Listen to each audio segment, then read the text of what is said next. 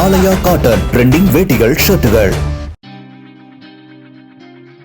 மதுரை கிழக்கு தொகுதி தாவேக வேட்பாளர் கார்த்திகேயன் அரசு பேருந்தில் பயணித்தவாறு பயணிகளிடம் துண்டு பிரசுரம் வழங்கி விசில் சின்னத்துக்கு வாக்கு சேகரித்தார். முன்னதாக திருப்பாலை, ஊமச்சி குளம் பகுதிகளில் அவர் தேர்தல் பரப்புரையில் ஈடுபட்டார்.